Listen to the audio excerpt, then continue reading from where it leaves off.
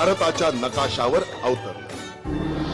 1 मे 1960 लाखोंच्या संख्येने उपस्थित असलेल्या जनसागराच्या साक्षीनं महाराष्ट्र राज्याचा जन्मोत्सव सोहळा मुख्यमंत्री यशवंतराव चव्हाण यांच्या हस्ते साजरा झाला.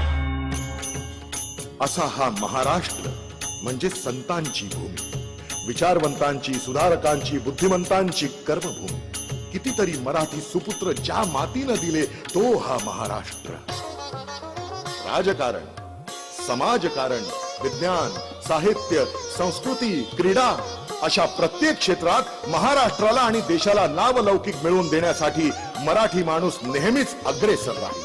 मग आज याच महाराष्ट्राच्या राजधानीत मराठी माणसाला अपमानित का व्हावं लागतंय? घरापासून रोजगारापर्यंत त्याला डावललं जात आहे. ज्या गिरणी कामगारांनी आणि शेतकऱ्यांनी भांडवलशाही विरुद्ध लढा देत मुंबई मिळवली, त्या शेतकऱ्याला आज आत्महत्या कराव्या लागत आहे. गिरण्यांच्या जागी हायफाय मॉल उभे राहून गिरणी कामगार देशोधडीला लागलाय. ज्या शिवतीर्थानं महाराष्ट्र राज्य निर्मितीचा सोहळा पाहिला, त्याच शिवतीर्थावर लालू मुलायम सारखे उपरे येऊन मराठी माणसाला आव्हान देतात आणि स्वतःला मराठी म्हणवणारे आपले राजकारणी वेगळे झेंडे घेऊन आपापसात भांडतात. आज काही महाराष्ट्र द्वेषी अमराठी विचारतायत, मुंबई कोणाच्या बापाची?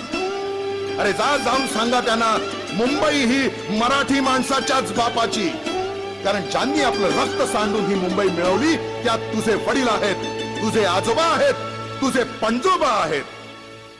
सावध